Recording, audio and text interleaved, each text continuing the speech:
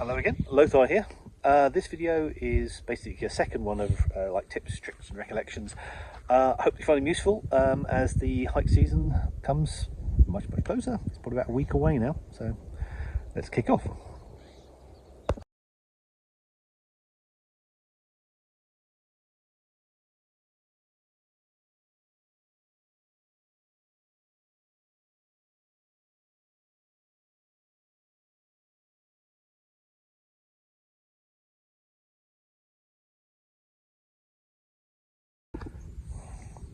Good evening.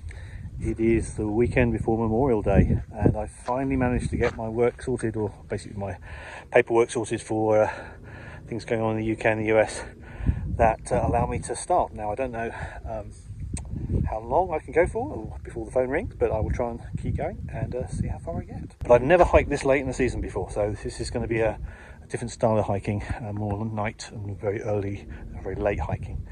But there's the pack. I've managed to reduce it, and I hope for all the people I've met on trail so far who as they were coming through and either at Lake Moraine or at Sibbets or Mount Laguna, I hope I can catch up with some of you, but looking forward to it. Let's get going. One sort of thing I do every time I hike is I keep my miles, daily miles, and also by times, and basically so I can see how long it took me to get to certain places. And the one sort of thing that I think it's very hard to sort of, you see it on the map, but you don't realise it when you're hiking, is that most of the PCT is actually California, and you can go through the Sierra, and yes, you're not even halfway.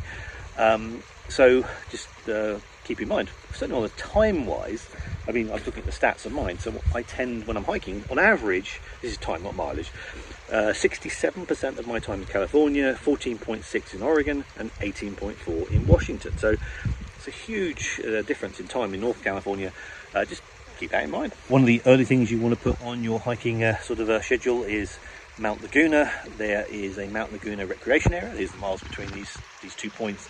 You cannot disperse camp, even with a PCTA permit. So no dispersed camping between these miles, so stay in campgrounds or stay in town or just hike through. It's one of the few areas on the trail where they're very basically saying you can't disperse camp. Please don't disperse camp there, because it is a very heavily used area. Even if you look at the site and it thinks, oh, we've got people that camped there before, obviously they have, but they had to change the rules because of basically erosion and things like that. They just thought, let's close the dispersed camping. But the hiking is perfectly accessible, and the local campgrounds are very welcoming, and the town, yeah, if you want to get something to eat there, you can stay there at a hostel or in one of the cabins. So okay, it's about 5:15 in the morning. The sun is coming up. Perfect hiking time. Lovely and cool in the desert, and you need it if you're doing a late May start.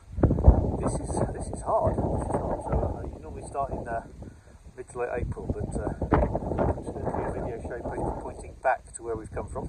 So I'm just past Scissors Crossing on the way up to Barrel Springs. So basically, we've come from way down there, so that will probably be where Mount Laguna is. We come behind this granite mountain down Sunrise Highway. There's a little dip there, I don't know if you can see it, that's Rodriguez Canyon. We pick up some water, and then we go wiggle, come down this side of the mountain, Granite Mountain, and down to Scissors Crossing. And then you do a big climb up this ridge, and we're going to be heading up, hopefully, soon. Oh, wind. I'll come back again. I'll show you the sunrise there we go. So I've still got a good couple of hours before the heat really kicks in. So let's knock out some miles. Okay, made it to Barrel Springs. One of my favourite places for watching hummingbirds if you're lucky. If you're very patient, they'll come buzzing around. But a couple of years ago I was section hiking, and I managed to spend about 3 hours there, literally just edging forward closer and closer to the tap, giving the birds comfort that I wasn't going to cause them any harm, and I managed to get these photographs.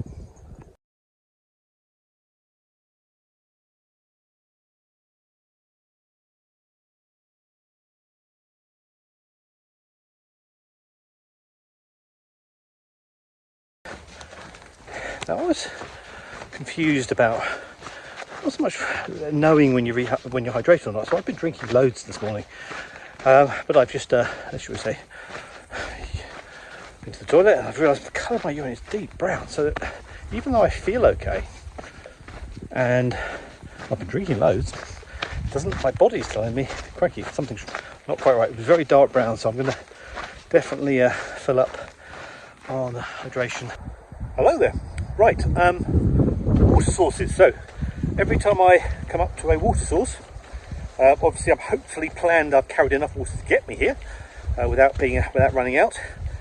But one I just spin you around. This is actually the water source at Long Canyon, one of the early ones. So the first things I do are, one, I filter, have a drink, camel up, make sure I'm sort of fully hydrated. I'll then assess what the next water source is and how much water I need to take. And then as I go forward, I probably add a little bit of reserve as well. But when I arrive at the next water source, what I do is I then check how much water I've got left.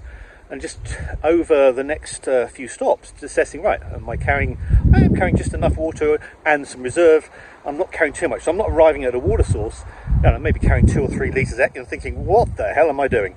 It's just a way in which, if you get into that sort of mentality, you can sort of really fine-tune your water carries. Obviously, you're checking the water status up ahead. You're relying on that, and that's why the far-out comments from hikers are so important on the water sources status. But it's really, you can actually, like carrying too much food, in certain circumstances you can end up over carrying water. So if there's lots of water sources, check on far out, that's at the start of your hike in the morning, and go, well, there's one at 2 miles, there's one at 6 miles, and you can then plan your day.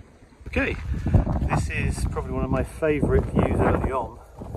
I hope the wind noise isn't too bad, but I've just done the climb up from Third Gate Water Cache up now, just about to descend, so going down to Barrel Springs, which is just down in this dip here.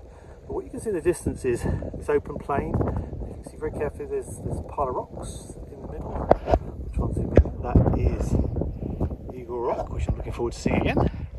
But this is where you can get those stunning views of what's coming. So after Eagle Rock, we go across the Warner Springs, and then we're going to go up to Mike's place, up and over, while up to Paradise Valley Cafe and Idlebond. Now, I am now between Barrel Springs, mile I think 101, and Warner Springs, and this is one of the really nice sections which I love. It's that sort of open plain area where you find Eagle Rock, but it's a lovely walk, and I'm just going to give you a taste of it now. Just spin the camera around. So this is the first real sort of area you cross, complete with cattle. Bit of wind, but a beautiful sort of I don't know what you call it, prairie. I don't know what you call it, but yeah, it's a lovely little easy section to do, and got some water halfway, and then I'll fill up and walk on to Eagle Rock. But it's this is where you're not in the mountains anymore. You're now on the prairie. So Eagle Rock is just above that rise, and you've got the other prairie, cattle, and I'm just going to be hiking along the PCT into this green area where there's some water and some shade. I'm going to take a bit of a siesta for an hour or so. Okay, path comes round, and there's the first view of Eagle Rock, which you don't really get the effect yet, but as you get closer, just see that wing sticking up. I'll show you a bit more how exciting it is. It looks like there's some people up there, some horseback up there, so some day hikers, maybe, or day riders as well. So let's get over there.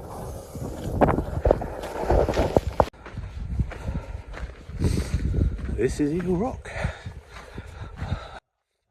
Some idiots climbing it.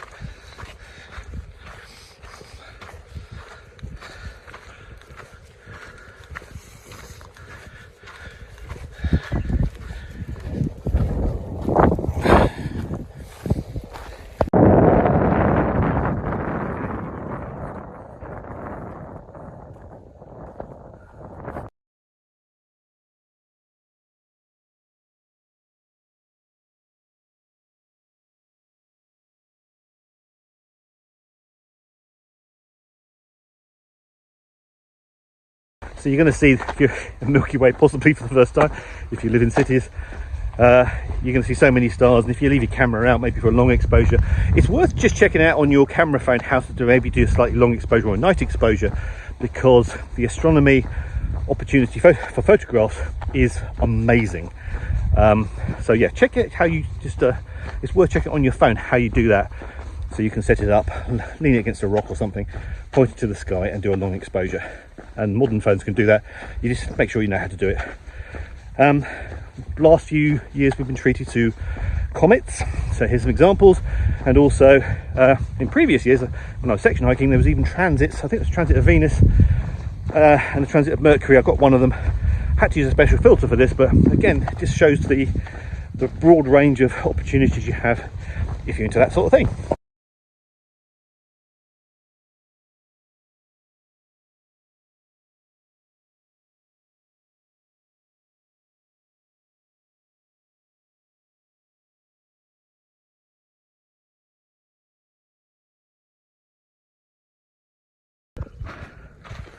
Okay, San Jacinto on the ridge, and we're now doing the descent.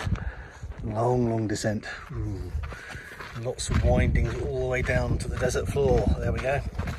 San Jacinto desert floor. It's very hot, and this is where sun umbrella really comes into its own. There's very little breeze, but it gives you continuous coverage, so I can at least do the descent without sweating completely. And I think Palm Springs should be somewhere over there, but anyway, we're going to be heading up.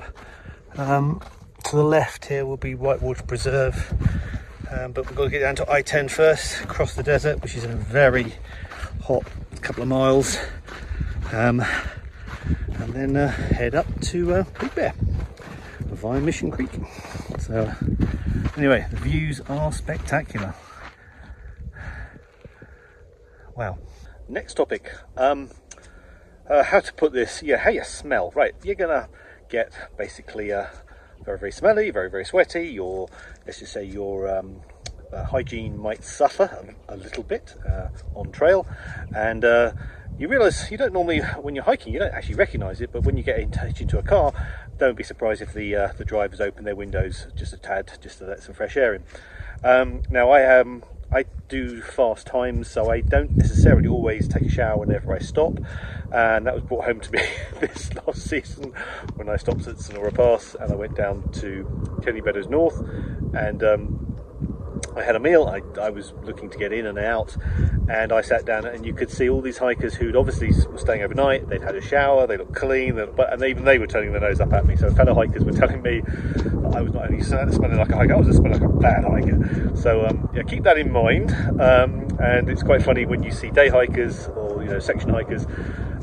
And we call them, you can normally smell them because they normally, I think someone described them as, it's like a Febreze of day hikers, because you get this wonderful, almost deodorant soapy smell coming down the trail, and then about 5 minutes later, then you see this group of people coming along. So your sense of smell does get heightened, but not to your personal odour. So you get numb to your own, but you can smell other people's, and you can smell the good stuff. So anyway, keep that in mind, especially if you're going to be meeting a friend or family on the way. Warn them in advance that you might need a shower. Okay, next one, river crossings.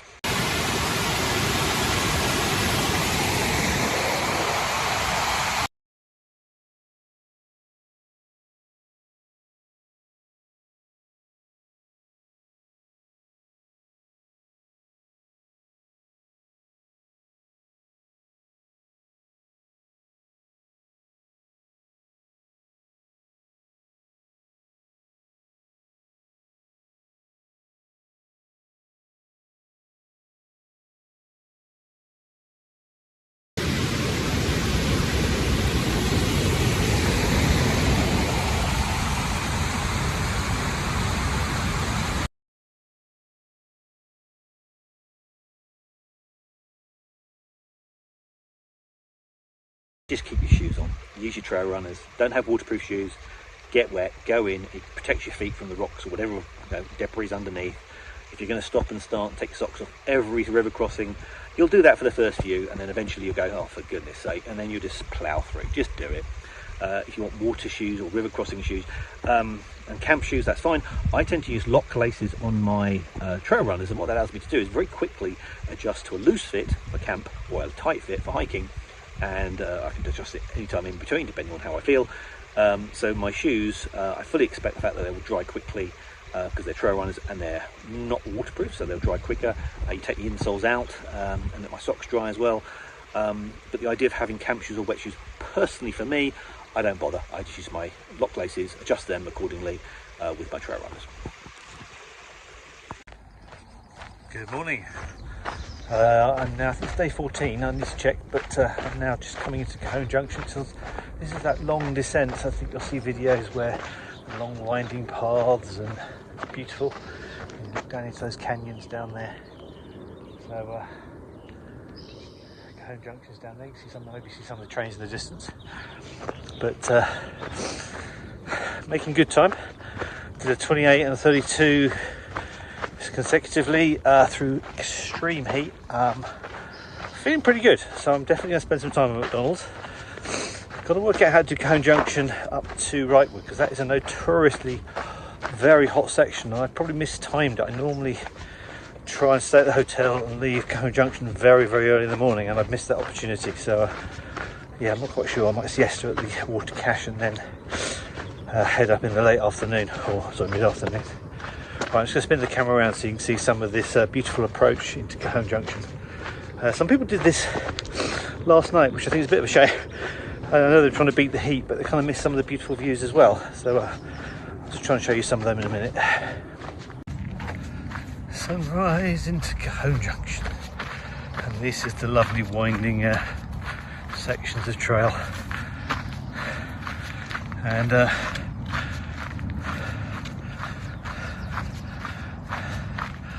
I head down, I am planning my McDonald's order. So I think we'll have a McDonald's breakfast and then maybe a lunch at breakfast, and then maybe take some dinner with me. Damn, you can actually see the trail. See that winding bit there? I think that's large sections of the trail. We can certainly see it going up and up and up and up towards Wrightwood. Ouch, that's going to be interesting.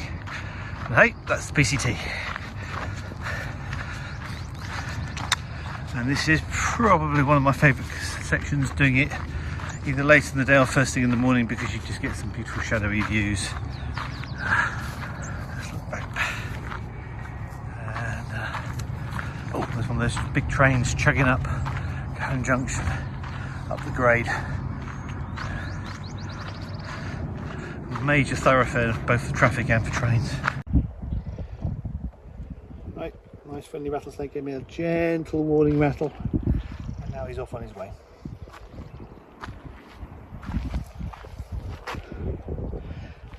So, yeah.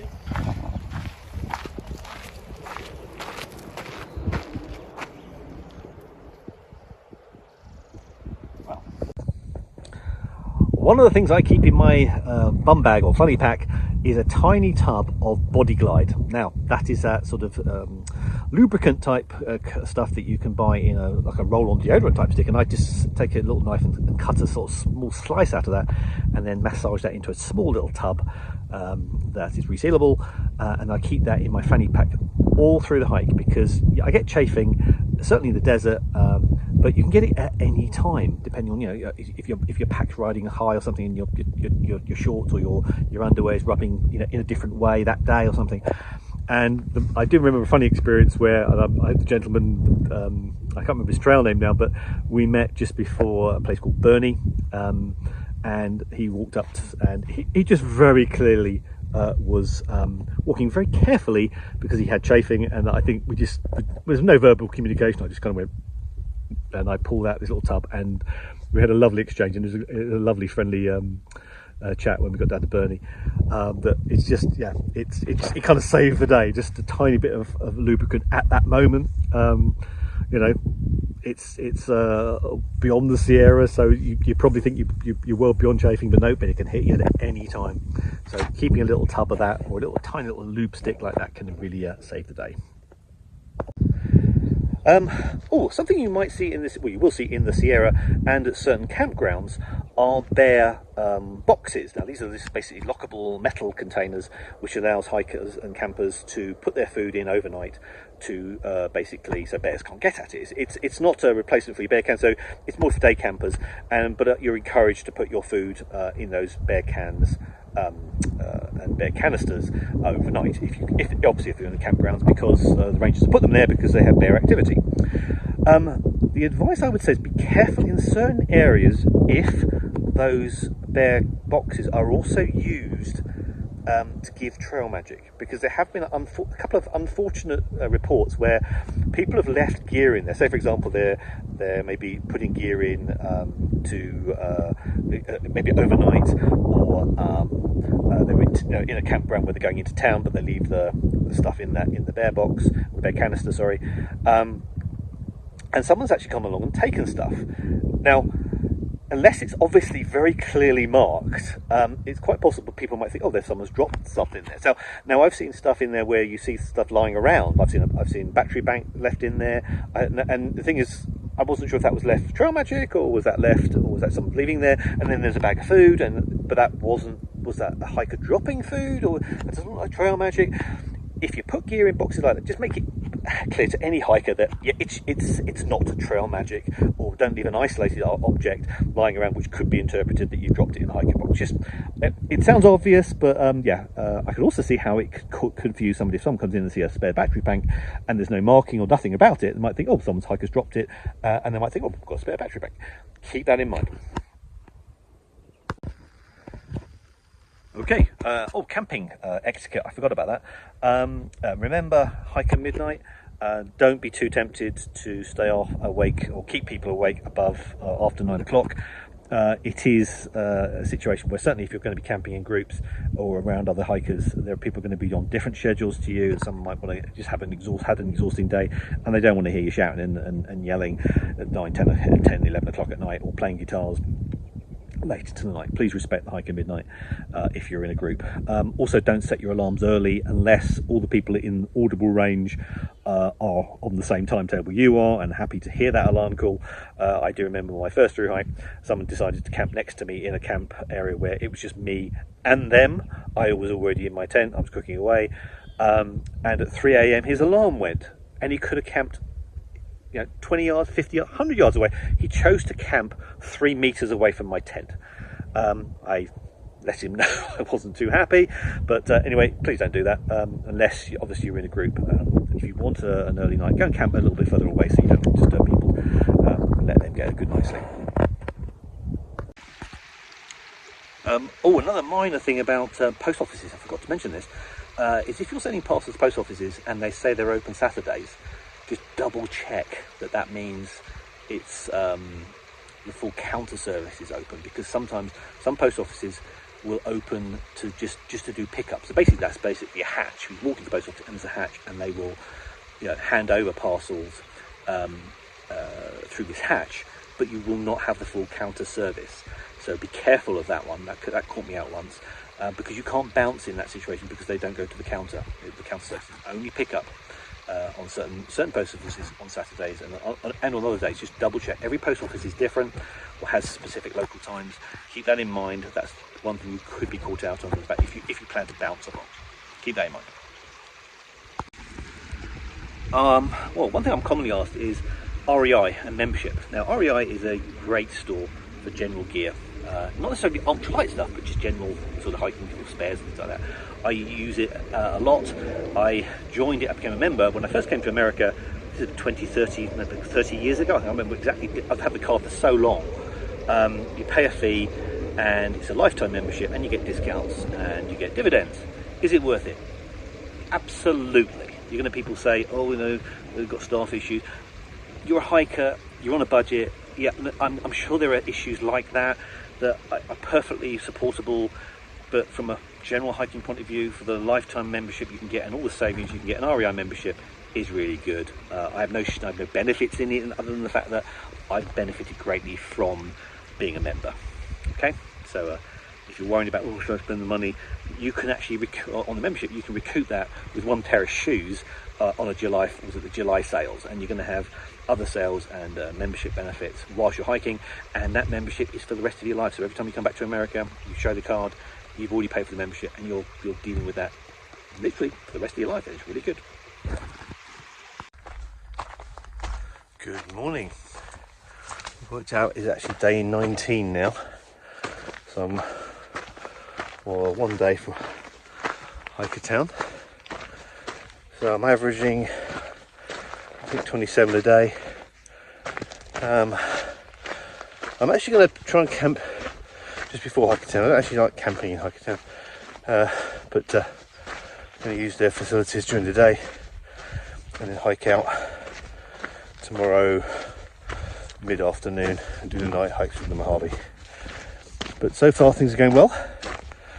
Then after that, hopefully to Tehachapi, and then a zero, much needed zero.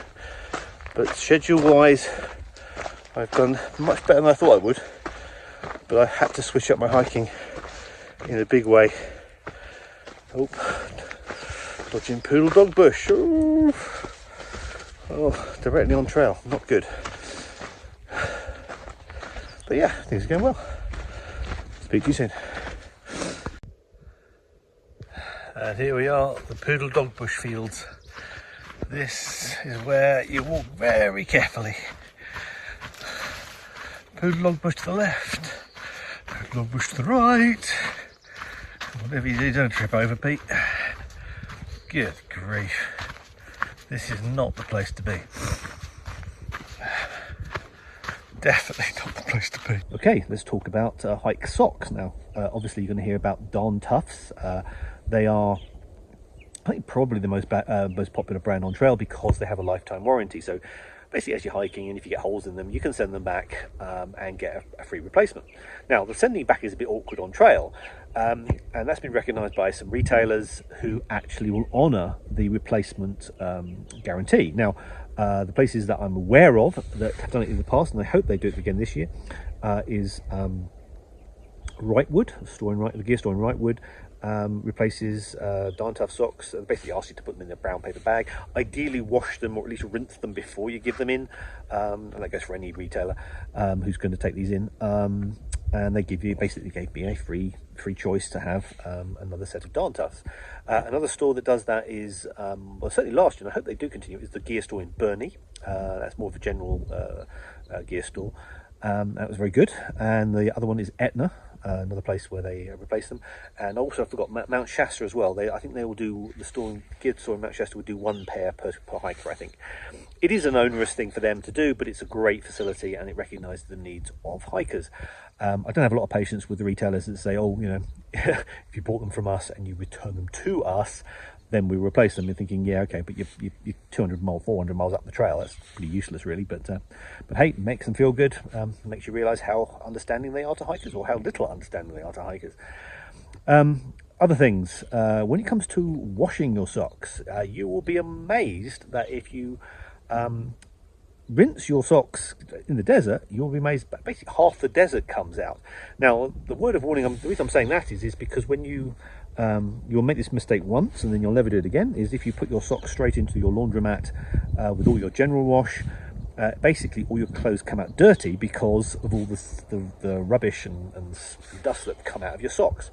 So whenever you are going to a laundromat, pre-rinse your socks multiple times before you then put them in the main wash, and then you don't waste the wash.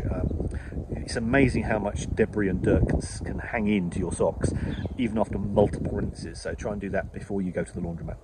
The other thing I do at a laundromat is also my puffy jackets and my down gear. I don't wash it, but I do put them into the dryer cycle. So when I finish my washing, if there's any extra time on my dryer, I'll put my puffy and my quilt in there just to get a fluffing up of the down. Good thing to do. Same with the sleep booties as well. Now I actually have synthetic sleep booties precisely because that's the one sort of area of my sleep system that I do wash regularly because they get so dirty. But it also means they keep the quilt clean, certainly around the footbox area. But the synthetic booties means that I can wash them and dry them relatively quickly with all my other washing. Whereas if you ever wash down gear on trail, and I urge you try and avoid it unless it's absolutely necessary, the dry time for that can be several hours, because it takes a long time for the down to pluff up again. Yeah, I did discuss this about I do wash my quilt at the end of hikes. I've never had to wash it on trail, thankfully, but if I ever did, I would certainly use down wash. I do it in a hotel, basically the bathtub, and wash it very gently, and don't ever wring down gear when it's wet, because you can actually damage the seams. It's not designed to be basically tension too much, so be very, very careful if you ever have to wash down gear on trail. Hello again. Subject of basically just general advice as you're gearing up to the final stages of starting your hike, and also when you're on trail. There's going to be lots of events and things happening.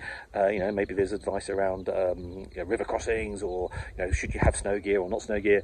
You're going to get a variety of people expressing their views. Now, I'm always wary of people who say, "Oh, I'm a retailer," and then they say something, and then say, "Oh, I work for REI," and then assume that the next sentence they're going to say is obviously sacrosanct, and you should take it 100%.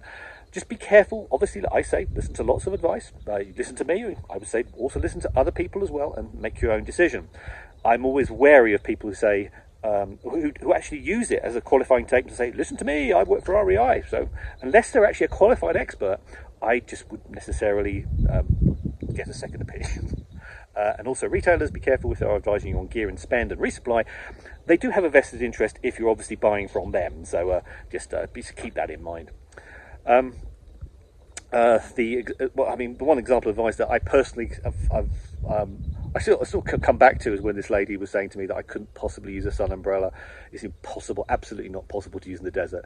And I just think, oh, how many people would be listening to that and not benefiting from the possibility of how a sun umbrella could dramatically improve your comfort during the southern desert. I've done it for 4 through hikes, and I'm going to do it again and again and again. Looking back on my photos, I don't necessarily just use it in the southern desert.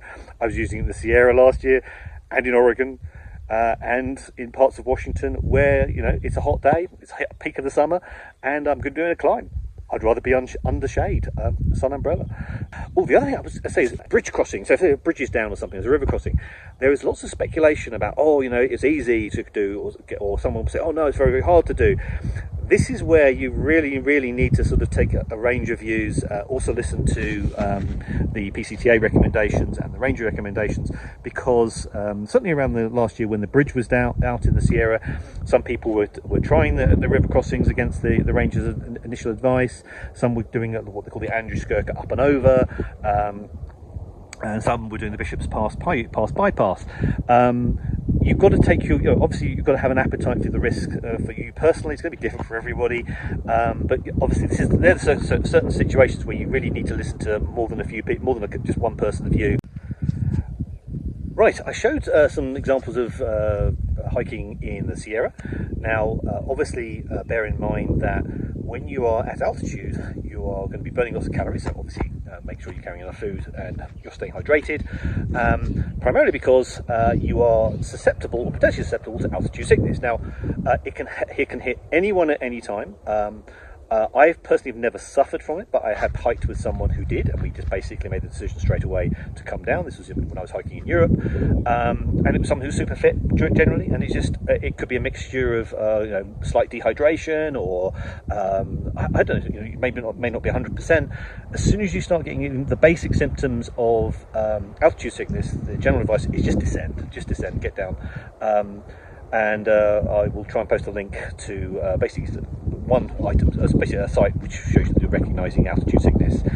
Don't be tempted to push on. I think that's the one thing, is because there was an instance, I think, I can't remember if it was last year or the year before, someone was succumbed to altitude sickness, and it was just a collection of circumstances that led to someone sadly dying.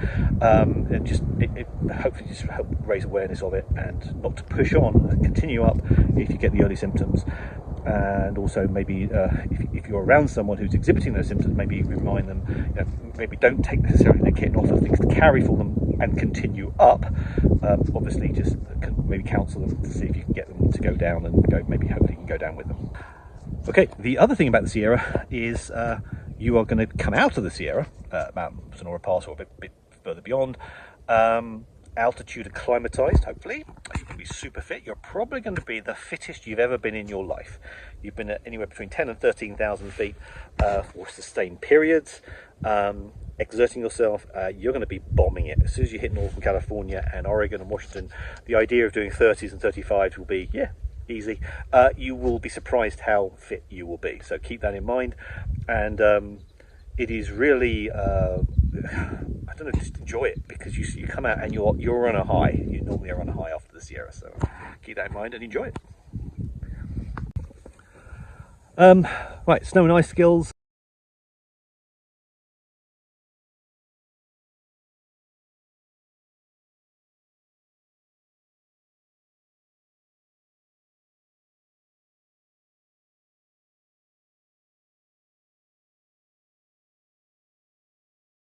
I tend to side towards the more traditional styles of training, like Ned Tippett's.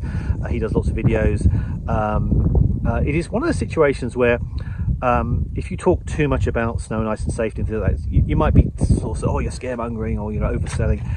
It is one of the situations I learned when I was 16. I'm now just before 60, and I took my first real dangerous, life-threatening tumble when I was about 22. And until you actually have one, it's very difficult to get across why you need an ice axe or an arrest tool. It could be a whippet or something, some arrest tool of any kind. But trekking poles does not do the job of self-arresting. They can't be used to self-arrest in any controlled way. And it is very difficult to get that message across to new hikers until they actually experience it for themselves. It is very difficult, and I would urge you maybe to check out the Ned Tippett's videos. I agree with lots of his messaging. I don't necessarily agree with his style. He's very wax lyrical, and it takes a long time to get to the point. But the point when it's made is very good. And I've had hundreds of countless little slides.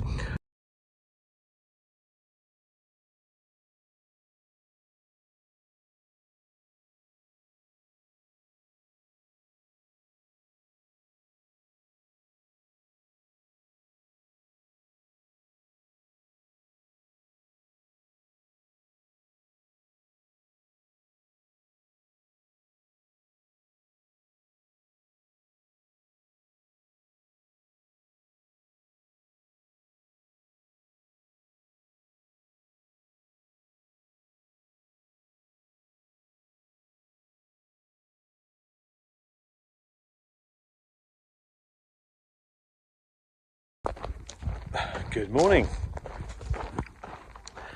Just literally came out of Bucks Lake this morning, so that's where people might either stay at Haskins Bob campground or hitch into Quincy. So I'm now on the about 18-20 mile route to Belden, probably about halfway now. Some stunning views. It's actually sort of just now getting into the nice sort of North Count areas where you're not having to do these massive climbs. And I say that, and I suddenly realised, I thought that, and suddenly realised, damn, I've got a 5,000 foot drop coming up to go into Belden, and a 5,000 climb to get out of Belden. So I had that joy this afternoon. I hope my knees survive the descent. I'm going to, given the heat today, it's probably a good idea to just maybe stay at Belden until it cools down and then start part of the climb in the early evening. But yeah, heading nicely towards Chester, and I think that will be a decision point for me in terms of just getting rid of some gear and deciding what the next steps are, and maybe take some time off for work. We don't know yet, but all in all, I think things are progressing very well. My mileage is creeping up now. I'm hoping to get my average so I can still stay on the schedule for sub 100. Okay, mid-afternoon, hiking down towards Belden, and I'm literally on that last stage of the descent down to Belden. I can swing the camera around so you can see. But my goodness, it's very hot. It's also very tough on the knees, continuously down. So spin the camera around. So there's the big pipe that comes down. And Belden is just to the right. I don't know if you see this edge of that red girder bridge. So just got to do another couple hundred feet. I have to say I'll be glad when this one's in. I always find this descent very uncomfortable, certainly on my legs and knees. My upper thighs, try not to bend my knees or lock my knees as I go down. But it's almost like 5 or 6 miles, and you're descending about I think 5,000 feet overall. But yeah, definitely looking forward to sticking my feet in the river and giving my knees a rest. And yeah, you do. Oh, here I can get a better view now of Belden. I think just you can see the railway tracks there, and you can see the water pipe coming down, and then you can see the bridge. So we head off back up over there towards Chester. Next, that could be the next stage, which I'm going to do this evening. Oh, another thing. Someone commented on one of my videos that I seem to have some gear here regularly in my videos. Now, I have my InReach, actually my InReach is on this side, on my shoulder strap, but on my left-hand side, I have this thing. It's basically just a collection of things I had, again, from my old trail runner days. I've got a whistle, which again is great. So if you fall off trail, this is probably, or you're very close to the trail, but you can't get people's attention. Brilliant, brilliant first communication system. I have a little button compass which I can hook on there. Slightly bigger than a normal button compass, but I don't normally use the orienteering compasses that I used in competitions. It's not really necessary for the PCT. I do actually have this. It's kind of redundant, but I do have this little torch on thing, and I have this mirror. Now this is just a signalling mirror, but I actually use it as a shaving mirror. I actually have one that's half the size that I'm just going to replace this one, so that doesn't need to be this big. But actually having a signalling mirror as well, it can't do any harm, but it is primarily used for also checking if I've got something in my eye or an injury that I can't see. So having a small mirror, actually I do find helpful, and I always do carry one, but I don't carry it this way. I carry one that's half the size of this. But that's yeah, so I hope that answers the question. That is always within each on my left hand side, and my InReach is always on my right hand side. I appreciate the fact that's now reversed in the video, but anyway, I hope that makes sense. Oh, I forgot to mention something. Whilst I was in Shasta, I got new shoes, and I spoke to the Foot Jedi, or the Foot Jesus. I think he prefers Foot Jedi, but and I have new shoes. I have got the Topo Terraventure 4s, and he did me an insole, custom adjusted, and we shall see over the next week or so if it was a good compromise, because I switched from Ultras to these Topos. He recommended a few recommendations on the insole, and he said no, should overall be better. We shall see. But no, very helpful guy, clearly very knowledgeable. Yeah, new shoes and insoles. They do feel a bit different. They're not so tight. Nice wide toe box, similar to the Ultras. So we shall see. Okay, gas canisters like the isobutane canisters, they're most popular fuel. Don't get drawn into using like these white gas stoves like the Whisper lights. I've had those. They're great if you're in situations where you've got to, fuel is difficult to get hold of, and you have to use maybe different liquid fuels. That's not for the PCT. Stick to just a simple isobutane gas canisters and stoves that use that. Stoves I will also use a simple Bic lighter. Don't get ones with the piezo starters, igniters, because unfortunately they do fail just when you don't want them to. I've had multiple ones fail. All the ones I have with piezo igniters have all failed, and I don't bother with them anymore. It's lovely in theory, but on a through hike, they just eventually they fail. When it comes to the canister, buying one in San Diego, try and buy one early on in the trail. Basically, as soon as you see one, you can't normally ship them by the post office. Now, I'm sure someone's going to tell you that there are ways in which you can ship fuel by ground or something like that. Unfortunately, in practice, when you actually go to a post office and try and send gas canisters, my experience is unfortunately that most of the staff just defer to the safety and say no to gas canisters, and they'll even defer to their supervisors, even though maybe online the rules might be different. So you may be lucky, but I wouldn't rely on shipping gas canisters through the US Postal Service. I've never had it been a success for me personally. Buy them on trail. You can also get these gas refill keys. Now these are surprisingly useful. I actually saw someone using one. Now I've never been in a situation where I've felt the need to definitely carry one, but I'm actually going to consider it this year, if I'm hiking this year, just to try it, because you can top up gas cylinders as you go using some of the spare gas in canisters that have been dropped into hiker boxes, and they're very useful. You basically have one of the gas canisters that you want to fill, basically when you want to top up, you put that in maybe cold water, or if you're in town, do it in a refrigerator, and you have that cold. And the one you want to pump the gas, or the spare gas, and put it into your cold canister, you make that slightly warm, maybe put that in the sun for a bit, and then when you connect them with this transfer key, the temperature difference actually just migrates the gas into the cold canister, and you get a basic top up of gas. I think it's a great idea, but as I said, I've never felt the need for it, but I'm going to try it and see if it's a slightly extra bit of weight, but it's an interesting way in which you don't have to keep trying to find gas cylinders. Now, if you do run out of gas, it's not a disaster. You might have 1 or 2 days of cold soaking. That's an interesting concept. Just cold soak food rather than hot boiling water. But yeah, don't panic if you run out of gas. It's not a disaster. The other thing about food, just related to that, is you can have the cooked food, like basically you rehydrate food, or you can have no cook, so that things like salami or bagels and cream cheese and things like that, cheese and blocks of different types of meats and pâtés. That's what I call no cook. And also you can have cold soak, so this is where you use a thing like a talenti jar, which is a jar you can buy in, it's basically filled up with not ice cream, but it's kind of like ice cream. You can get that in American stores, and then you're left with this beautiful resealable talenti jar with a screw top lid that you can then use for cold soaking. Now I tend to mix and match. I don't cold soak that much, but being able to, I predominantly use a stove.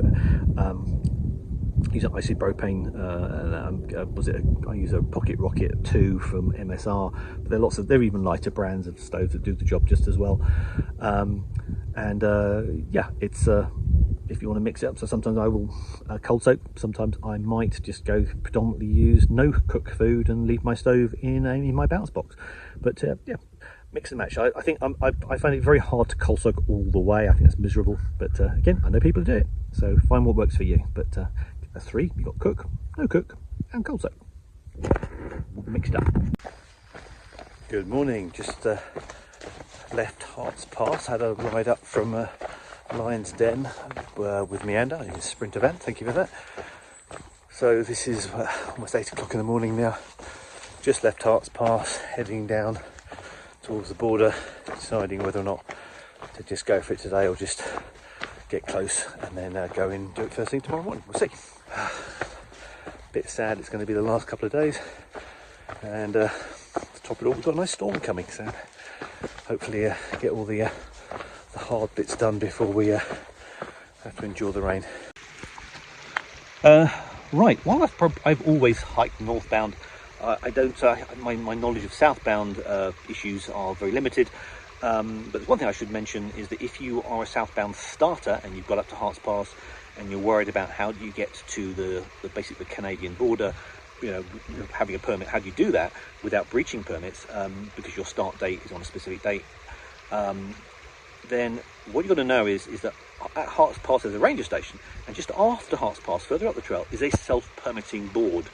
And what you can do is you can basically fill in a slip there, post a slip there, keep one with you, and that covers you, gives you the permit coverage from basically Hart's Pass, just north of Hart's Pass, all the way to the border, and then you can start on your PCTA full permit going southbound. Okay, just keep that in mind. So don't worry, you don't have to hit the permit start date exactly right. You'll have a opportunity to use that sort of flexible Hart's Pass permit that is self-permitting just after Hart's Pass ranger station. And I think the main thing about southbound you've got to contend with is the snow, and that's what's really going to decide when you get up there, rather than necessarily your exact permit date. Okay, this is Rook Pass. So actually, Castle Pass is up there. Depressing things here, as you know, you've got descent, you've got basically a path, and then you go across, wiggle, wiggle, wiggle, and you get back up through there. Downside is it's just started raining. Hopefully, not too heavy, but that pass up there is then the start, hopefully, of the final descent. Yeah, it's still a long way to go, but hopefully we can do it by tonight. And hopefully this little bit of rain is not a storm. It's just I can't see any heavy clouds, so it's, oh, scratch that, they're over there. And they're over there behind me, which is hopefully going the other way. So anyway, onwards, and fingers crossed we don't get a deluge. So this is the descents going down, and you can see going across and then back up again, and that's the last major climb. The rain is holding off a bit. Okay, here it is. Yeah. It looks like the turn is to me.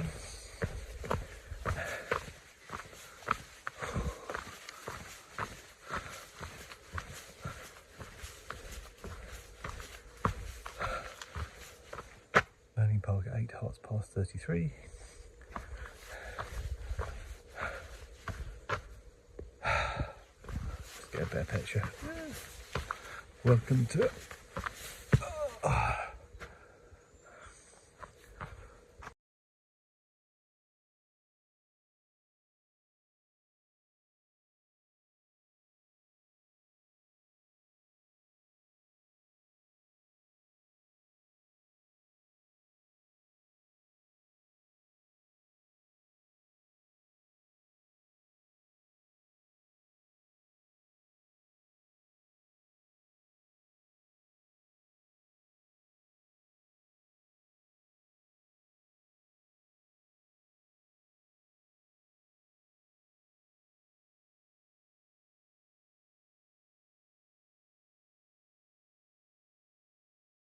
Another animal you're going to encounter on trail are going to have a very distinctive squeaky sound are pikas, or pikas, I don't know, pikas, name inspiration for Pikachus.